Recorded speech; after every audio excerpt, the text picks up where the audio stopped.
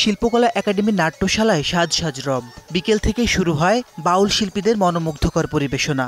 ব্যস্ত কর্মযজ্ঞের পুরোটাই group theatre ফেডারেশনের ৪৫ বছর উদযাপনের আয়োজন।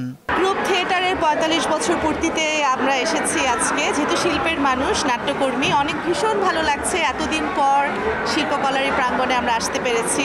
নাট্যজনদের সাথে দেখা হচ্ছে, নাট্যশিল্পীদের সাথে, নাট্যকর্মী। আমরা তো আসলে এখানে রেগুলার আমরা প্র্যাকটিস করতাম, মহড়া করতাম। সবাই একসাথে হওয়া, নাচানাচি, গান, সবার বড়দের কথা শুনবো।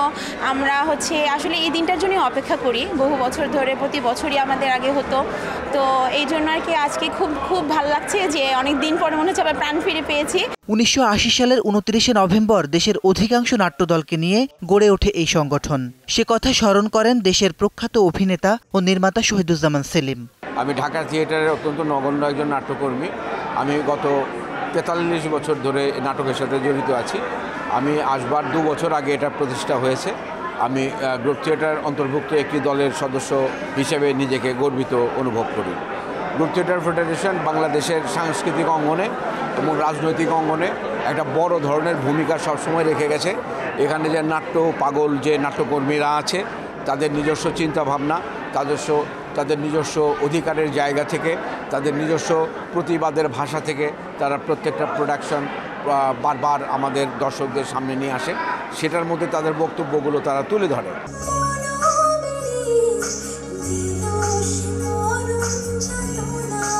গ্রুপ থিয়েটার ফেডারেশনের শুরু থেকে একসঙ্গে পথ চলছেন আরেক অভিনেতা ও নির্মাতা নাদের চৌধুরী।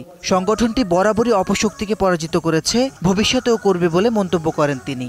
সত্য যেটা সেটাই জিতবে। যখন বাংলাদেশে গ্রুপ থিয়েটার আন্দোলনের জন্ম হয়েছিল ১৯৮০ সালে, তখনও আক্রমণ ছিল।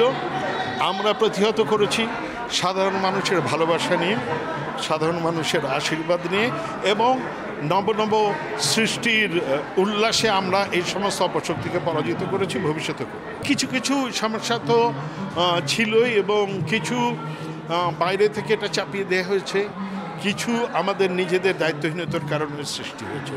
সো আমাদের নিজেদের দায়িত্ব আমাদেরকে স্বীকার করে নিতে হবে। আবার এটাকে কেন্দ্র করে যে সমস্ত অপশক্তিরা নাটককে ক্ষতিগ্রস্ত করার চেষ্টা করছে তাদেরও আমরা নিন্দা জানাই এবং তাদের বিরুদ্ধে সাধারণ মানুষকে প্রস্তুত থাকার জন্য। বরাবরই নাট্যকর্মীদের দাবি দেওয়া সরকারের কাছে তুলে ধরে গ্রুপ থিয়েটার চর্চাকে আরও বেশি বেগবান করেছে এই গ্রুপ থিয়েটার ফেডারেশন। এমনটি উল্লেখ করেন সংগঠনটির ভারপ্রাপ্ত চেয়ারম্যান লাকি ইনাম। স্বাধীনতার পর থেকে বলা যায় যে গ্রুপ থিয়েটার ফেডারেশনই একটা সংগঠন, যে সংগঠন নাট্যকর্মীদেরকে একসাথে করেছে। শুধু সেটা না, নাট্যকর্মীদের যে দাবি দেওয়া সরকারের কাছে, সেগুলো এই গ্রুপ থিয়েটার ফেডারেশনই সরকারকে বলেছে, সরকার থেকে আদায় করে নিয়েছে। এই যে সংস্কৃতি মন্ত্রণালয় যে দলগুলোকে অনুদান দেয়, সেটার পেছনেও গ্রুপ থিয়েটার ফেডারেশনের অবদান রয়েছে। আজকে গ্রুপগুলো অনুদান পায়, তারা একটি প্রযোজনা নামাতে পারে, এটা অত্যন্ত ভালো একটি ব্যবস্থা হয়েছে। বাউল গান, আনন্দ শোভাযাত্রা, ঢাক ঢোলের তালে নাচ, সঙ্গে ঢাকা থিয়েটার সহ বিভিন্ন দলের জনপ্রিয় নাটকের পরিবেশনায় পরিপূর্ণ হয়ে ওঠে বর্ষপূর্তির আনন্দ আয়োজন। মাসিদ রণ, সময় সংবাদ, ঢাকা।